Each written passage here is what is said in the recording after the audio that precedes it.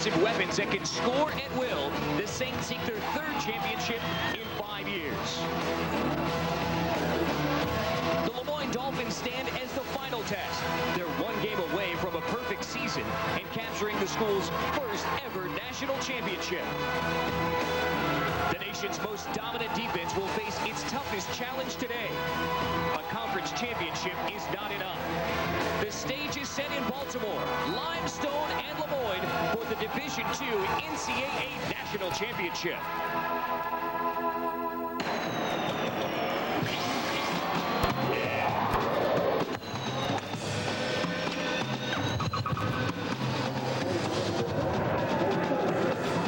Memorial Day weekend means championship weekend for college lacrosse and for Baltimore, Maryland. Already the Division III national title has been handed out to Salisbury.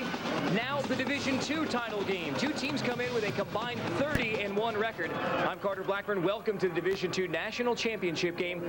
Limestone versus LeMoyne. The fifth straight appearance for the Limestone College Saints, but this has already been a very emotional trip to the championship game. David Wooster, the leading goal scorer for this Limestone team, lost his father a week ago before the semis, and Quinn Kesnick, he is really the key to their success on the field. When you talk about David Wooster as a player, talking about a great decision maker, a guy who's only a sophomore who has unusual field presence and knowledge of the game. He's honed his game in the weight room and is a terrific practice player. You can see his abilities both right-handed and left-handed. Not the biggest guy.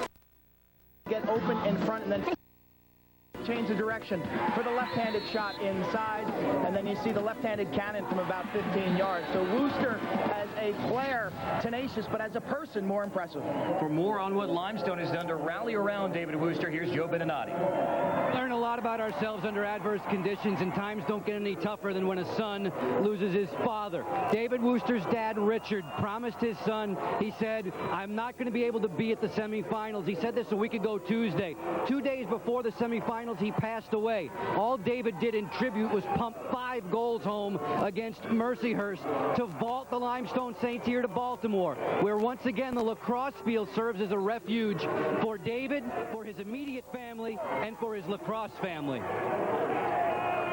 Face a tough test today against LeMoyne. Undefeated so far in the season, Quint. One of the surprise teams in college lacrosse. Their first trip to the national championship game. This is a very balanced team. We're talking about a multi-pronged attack on offense. Brandon Spillett's their best player. 33 goals, very flashy. He's a feeder, but he also goes to the goals extremely hard. You will notice Travis Tarr today, the attacking defender, leads this defense. He only weighs 180 pounds, but he's a one-of-a-kind type guy. Eye-catching, coast-to-coast runs from defense to offense. Limestone versus LeMoyne. The Division II trophy is up for grabs. Limestone back at home in the title game for the 5th straight year, while LeMoyne looks for the upset.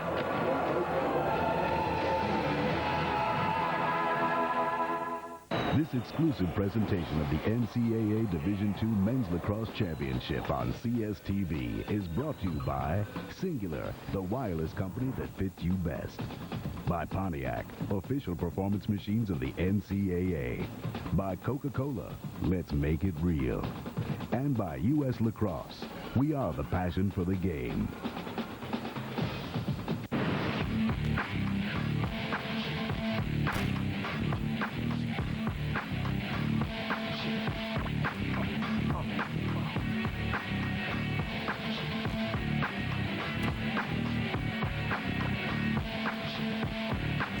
When you're hot, you're hot.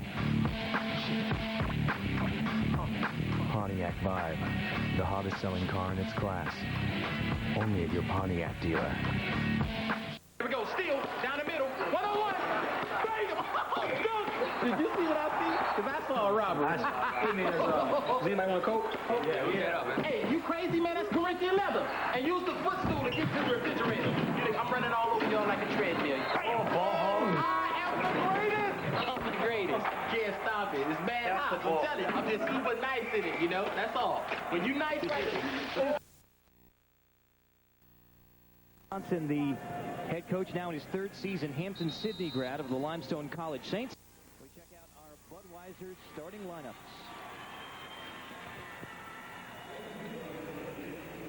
Starting lineup for the Limestone College Saints, 15-1 on the year. Only loss was to Division I North Carolina at the end of the season. David Wooster, the sophomore, who is the on-field and now inspirational leader of the Saints. There's the midfield and defensively Clint Pitts, maybe the best defender in all of Division II. In goal, Charlie Gray, a freshman from Edgewater, Maryland, leading his team to the championship game in his first season playing for Limestone.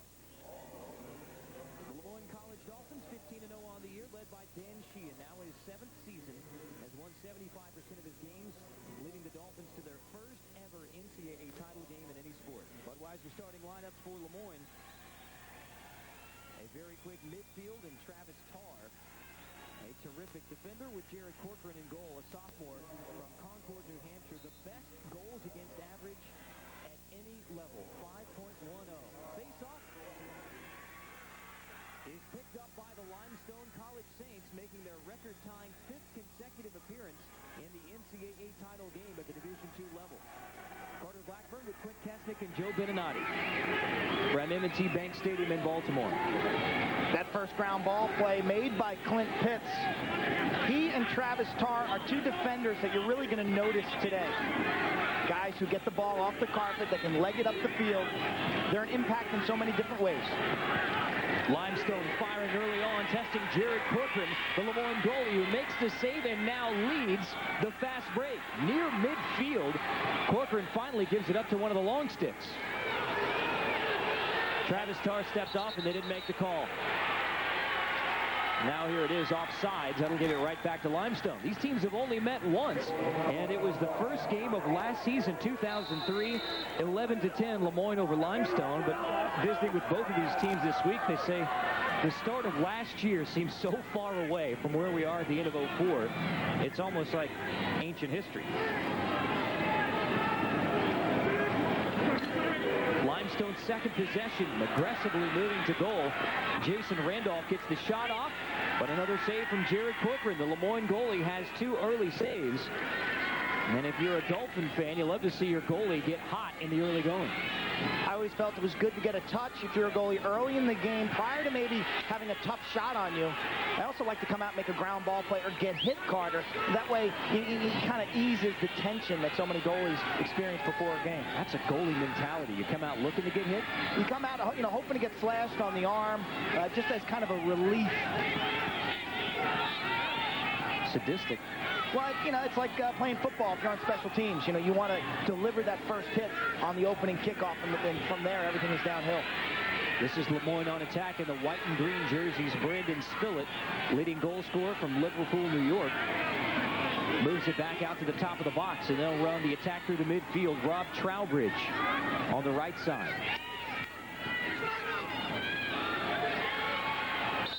Shot high by Bob Tilawecki. Very similar teams, only one loss between them, and that was Limestone's loss to Division I North Carolina. So when you look in the division of D2, neither of these teams has lost a game. Limestone played North Carolina on May 5th. I'm talking to T.W. Johnson. They really scheduled that game because there was such a distance between the end of their regular season and NCAA play, and they felt that it was going to be a good tune-up for them. And it kind of exposed some of their weaknesses. He felt it was a real benefit. Two very similar teams. And that's their NCAA rank goals per game and the goals against average. LeMoyne, #1 in the nation, led by Jared Corcoran in goal. The one advantage that Limestone has, let's see if they can parlay that into early success, is they've been here before. Even though they lost here last year in the championships, I got to think that the experience of this entire weekend, playing in front of the big crowd, traveling to Baltimore, it's got to be worth a goal or two early in this game in terms of poise, patience, and confidence. When you're LeMoyne and you've never been to an NCAA title game in any sport, never mind lacrosse, how intimidating is it to walk into a 70,000-seat stadium and go up against a team that has been here so many times? It can be a daunting task. You got to ask a lot of your seniors to lead your younger players through a week like this. Aggressive charge by Josh Waite for Limestone. Now we'll pull it back out and give it to Chris Wolf. That play started with a Clint Pitts defensive stop. Kind of got him with the hook check. Deep South Conference Player of the Year. Criminal justice major. and we've seen him carry, and we've also seen him square up and play some excellent one-on-one defense. Pitts has been shutting down opponents throughout his career. Now a senior at Limestone. He was the one who set up this offensive opportunity for the Saints. 2 NCAA titles in 2000 and 2002 for Limestone. Corcoran with his 3rd save barely got a foot on that one on the low shot. Here's Pitts, who used to guard Nick Carlson in practice, one of the greatest players in Limestone history. He's an excellent cover guy, also a good sliding defender. He's got the capability not only to control his man, but the entire defensive end of the field. You heard from Clint Pitts before this game. I asked him yesterday, what did people in South Carolina ask him about lacrosse? And he said, well, they kind of want to know why you're wearing football pads and have a butterfly catcher with you. Because South Carolina, Limestone is the only team in South Carolina that plays collegiate lacrosse. So they're expanding the game, introducing the game. Penalty upcoming against LeMoyne, but another nice save from Jared Corcoran. 4 early saves for the sophomore goalie. Excellent push to the net by Jason Randolph. The swim move, much like a defensive lineman in football, and Corcoran holds his ground, takes that one off the midsection. You know, Roy Simmons Sr., who passed away, used to talk about up at Syracuse how people used to think that they were carrying around crab nets. Lacrosse is obviously a little more popular now in central New York than it was in the 1940s and 50s. And one of the teams benefiting from that popularity is the LeMoyne College Dolphins. And they don't hide behind Syracuse's success. Dan Sheehan says we ride on their coattails. They bring us a lot of attention, and we're glad to take it. 1-0 Limestone, the extra man goal from Nolan Hebenor, his 26th goal of the season. And Limestone is on the board first in the Division II championship. Hebenor from the hotbed up in Canada, Victoria, British Columbia, the area of Canada, Western Canada, near Vancouver, that's produced the Gate brothers and Tommy Maricek. Hebenor moved to attack this year. He's got a flashy, flashy stick. He's great in unsettled situations. That time, that was all power and velocity. And like all those great Canadian players, he grew up in the box game, which is different, a smaller field and field lacrosse, smaller goals. So you're going to always see nice shots from the Canadian players who grow up with box lacrosse. Face-off win for Limestone, and the Saints with a 1-0 lead trying to add to that.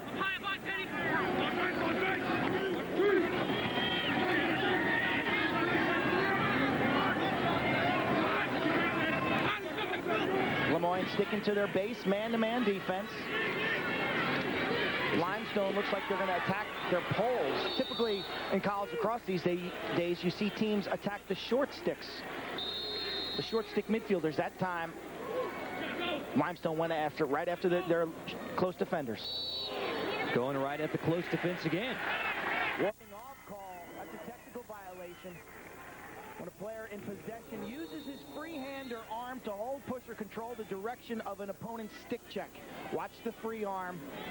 Defender makes the call right there. Good defense. Look how far out Jared Corcoran is. Again, he's 25 yards away from goal. LeMoyne is not afraid to bring him way out of the cage to try to start the clearance. Get a fast break chance.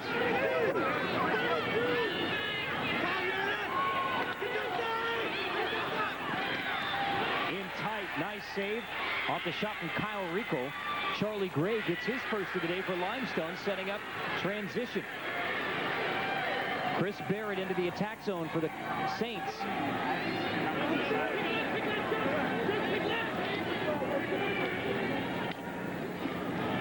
They'll try to work it around the right side. Roger Weiss finally gives it back out to Patrick Carter because the second Limestone midfield line tries to set things up. The best goals against average in the nation, 4.73 as a team. A very tight defense, much like Salisbury last game in the Division III final. LeMoyne is known as a high-scoring attacking team, but it starts on the defensive end. Only once they've given up double digits this year. That was at CW Post. Look at the defense. The aggressive stick checks, the double team, the shot foiled right there. So they get out and they play. Look at these poke checks, these wrap checks, and then they support one another. It's a good combination of aggression and technique. Whip shot in tight from Jason Randolph goes wide, backed up by Limestone. Another angle of this defense, as a player, if you have the ball, it's relentless pressure. Your first responsibility is to hold on to the ball, free yourself up for a shot. Next thing you know, you're getting double teamed. So they put the ball carrier under a lot of pressure. Limestone seems to be switching up a little bit now and running the offense through the midfield. They started attacking the long poles. That didn't work, so go up against the guys with the short sticks. So often I think coaches make mistakes when they come into a game with a definite game plan instead of having a plan A and B and C. What I always preferred was that the first couple of possessions we test the matchups to see which one was going to be most advantageous. That's what Limestone's doing now. So far, they haven't found a crack. 1 goal for the Saints so far, but Limestone makes the defensive stop. Rather, LeMoyne makes the defensive stop, and now the Dolphins go at it on the offensive side. I mean, you may think that player A can run by player B and score, but you're not sure. And sometimes I think teams focus on getting the ball and attacking the short sticks instead of sticking with their strength. Stick with your great players. Brandon Spillett, go to the goal. David Wooster, go to the goal. Brandon Spillett is number 4 for LeMoyne, setting up on the left side of the cage there. Big shot, Chris Moore. East Syracuse, Manoa. This is a regional rivalry. You've got the Central New York hotbed taking on the Maryland hotbed, even though Limestone's in Gaffney, South Carolina. Most of these players are from the Maryland area. 20 of them are from Anne Arundel County, which is the area that surrounds Annapolis.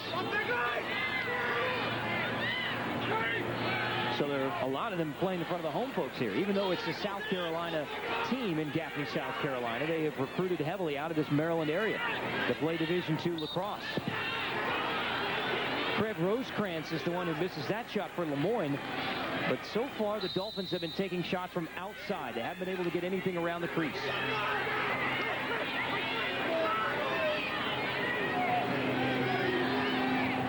Limestone sticking to their man-to-man defense also. Visually, it looks like LeMoyne slightly bigger, but Limestone very quick on defense. The way they react, recover, and help one another out.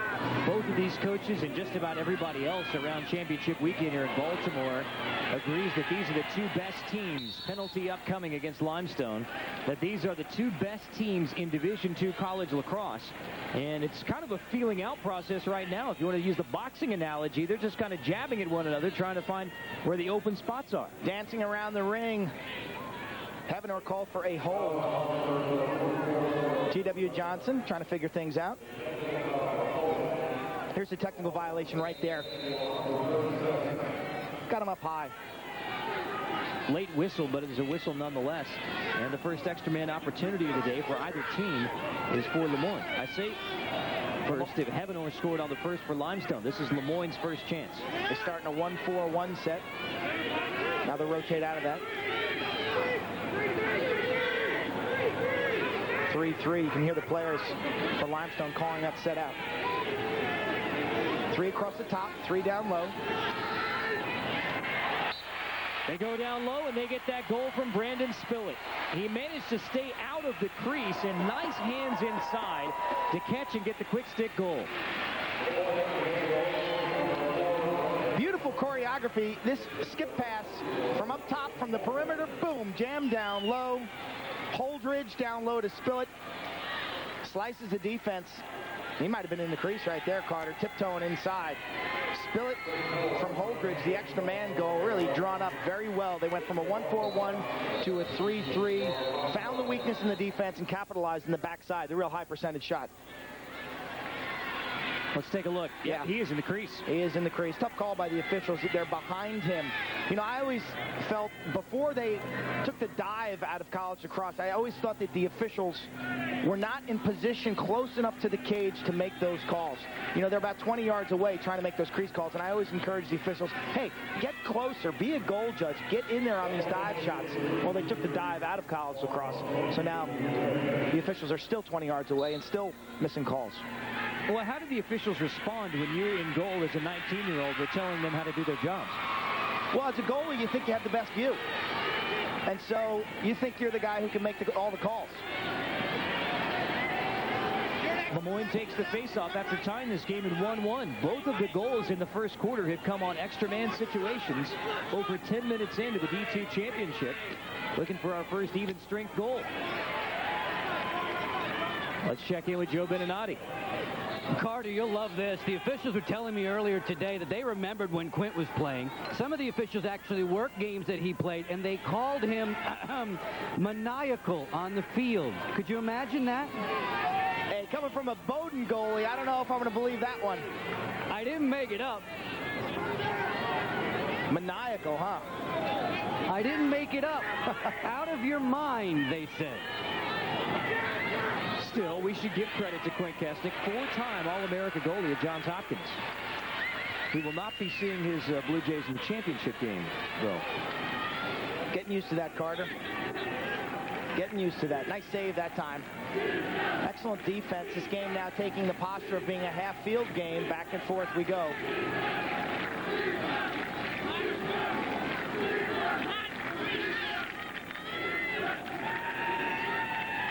Slow start between Limestone and LeMoyne, only one goal. Navarro trying to move in with the left-handed shot. Now he pulls it away. 20-plus goals 9 times this season, but you have to wonder for Limestone, and this is surely why they played a game against D1 North Carolina, the competition around the southern part of Division II college lacrosse is not necessarily going to get you ready for the NCAA tournament and a championship game. That's exactly why T.W. Johnson played North Carolina. Exposed some flaws. They felt defensively. It taught him how to cover the middle of the field. He also talked about Carolina's athleticism and how the first time you get to a ground ball, you got to scoop it up. There's no margin of error when you're playing against good teams. You get one chance to lose ball, make the play. Jason Randolph in tight, but Jared Corcoran there for the save. When he has been tested, he has been terrific in goal for LeMoyne. Randolph generated some quality shots. 2 of them, he gets top side. Looked like a pipe shot the way Corcoran turned his head to react. Limestone backs it up, and the Saints trying to get the advantage before the end of the first quarter. This is David Wooster in tight, passing back to Chris Wolf. What a great matchup. Wooster taking Travis Tarr to the rack. You see how Tarr got underneath that butt end hand and lifted him, almost lifted the attackman clear off his feet. Navarro has to flip it out as he's getting rap-checked left and right by Craig Rosecrans with a short stick playing in the defensive midfield. So regroup for Limestone and try to work it back around the other side of the attack zone. Limestone has found no room to move inside against the LeMoyne defense when it's been on even strength. I think this tempo of this game, the slow tempo, favors LeMoyne. I also think that LeMoyne did a great job considering their inexperience in this arena. Limestone was here last year. No advantage gained. And that's a good way of putting it, Quint. If you could just get through the beginning stage of this game and let the butterflies in your stomach calm down, then you realize it's lacrosse, the same sport you played all your life. Last I checked, the goals here are the same size as they are up in Syracuse or down in Gaffney. Now you're talking Norman Dale now. Cardiff moving in. Gets another shot low, but Corcoran makes his 5th save of the day. Coming up next, it's Tourney Talk. Join Adam Zucker, Greg Amsinger, and Paul Carcaterra, plus Quint Kesnick and Joe Beninati. Coming up after our game, you can stick around for Tourney Talk. Corcoran, the easy save. Redshirt sophomore. So many high school goalies come in and can only stop the ball. Corcoran's the guy who's learned how to work his defense, the slide packages, recognize what the other team's doing, and get your guys organized. LeMoyne takes a timeout trying to set up the last possession of the first quarter. 1-1 between Limestone and LeMoyne. This exclusive presentation of the NCAA Division II Men's Lacrosse Championship on CSTV is brought to you by Bud Light. Fresh, smooth, real. That Travis Tarr has gotten off to a great start defensively against David Wooster. They knew that was going to be the key matchup. There's Tarr for LeMoyne and Wooster for Limestone. He's a good player. He's from Maryland. He's got a nice little box fake. He's mostly lefty. He likes to drive up the left side, roll in, or try and get me high side. I go to lefty in practice every day, so it'll be a good matchup for me. Travis Tarr talking about his defense on David Wooster. And here's the matchup. Watch Tarr sit down, get nice and low on the hips, use the stick, keep it underneath Wooster's bottom glove. Give him a couple little wraps right there. Give him a little hook action. That's the strength I'm talking about, the way he lifts Wooster. Wooster not really pushing the match up there. He's kind of getting a sense for what it's going to take to run by Tarr to the best in the business. Wouldn't be surprised to see both of these players first-team All-Americans at the Division II level. Travis Tarr, the defender for LeMoyne, used to be a ball boy for Auburn High School, and Judd Lattimore, who's now one of the Limestone assistants. In fact, he's essentially the offensive coordinator for Limestone. When Tarr decided that he would become a lacrosse player, he essentially became an intern for the Auburn High School lacrosse team in Judd Lattimore, and that's where he learned the game.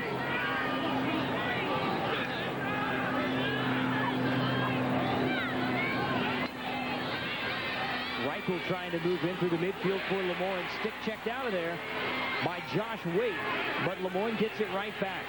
Closing seconds of the first quarter. Down on the doorstep, Charlie Gray goes low to make the save, stoning Dan Holdridge. Serious stuff from the inside, multiple stick fakes. And then Gray holds his ground down low. An appropriate end to a defensive struggle in the first quarter. Look at the aggression, comes out high on his arc. So often you see lefties with that quirky style, but it paid off that time. Beautiful kick save. The Division II championship off to a defensive start. The Limestone College Saints and the LeMoyne College Dolphins all even 1-1 as we head towards the second.